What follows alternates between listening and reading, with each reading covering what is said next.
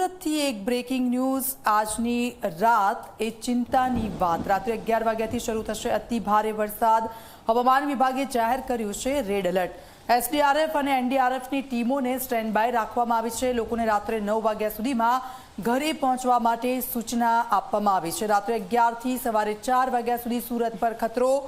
નીચાણવાળા વિસ્તારો છે તેમને સતર્ક રહેવાની સૂચના આપવામાં આવી છે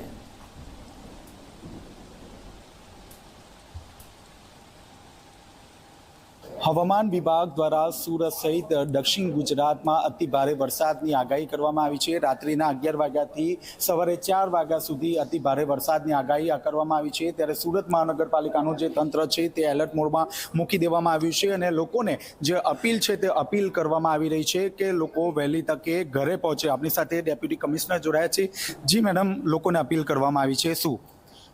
जो आगाही है आईएमडी तरफथी अत्यारे अति भारे वरसादनी आगाही है रात्रे 11 वाग्याथी लईने सवारे 5 वाग्या सुधीनी है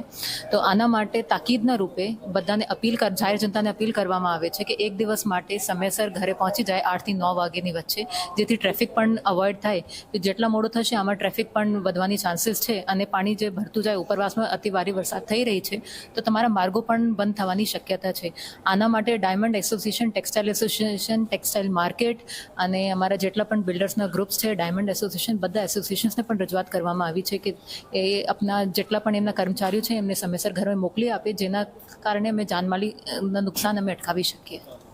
મેડમ નીચાણવાળા વિસ્તારને પણ એલર્ટ કરાયા છે કઈ રીતે ટીમો કામે લાગી છે સવારેથી અમે એલર્ટ મોડમાં હતા અને આના માટે વારંવાર પ્રચાર પણ ચાલી રહ્યું હતું પણ અત્યારે આ જો આગાહી છે આને ધ્યાને લીધે કલેક્ટર ઓફિસની ટીમ પોલીસની ટીમ અને કોર્પોરેશનની ટીમ બધા મળીને નીચાણવાળા વિસ્તાર છે જ્યાં દર વખતે પાણી ભરાય છે ત્યાંથી સ્થળાંતર કરીને એમને સુરક્ષિત રીતે શેલ્ટર હોમ્સમાં ખસેડવાની પ્રક્રિયા અત્યારે ચાલુ છે અને એમની જમવાનું અને રાત્રે રોકાણ માટેની પણ વ્યવસ્થા કરવામાં આવી છે 11 થી 5 શું પરિસ્થિતિ ઉદ્ભવશે અત્યારે કંઈ નહીં કહી શકીએ નક્કી તરીકે કે પણ જો આગાહી છે આમાં ભારેથી અતિ ભારે વરસાદની આગાહી છે અને એવું પણ થઈ શકે કે 1 કલાકમાં 2-3 ઇંચથી વધારે પણ વરસાદ થાય જેના કારણે પાણીના ભરાવ થઈ શકે છે એના માટે બધાને રજૂઆત છે કે સમયસર ઘર પહોંચી જાય અને કોઈ પણ કંઈ બહાર જો સુરક્ષિત જગ્યા નથી ત્યાં ના રોકાય એટલે ખાડી પુરાવાની શક્યતા ખરી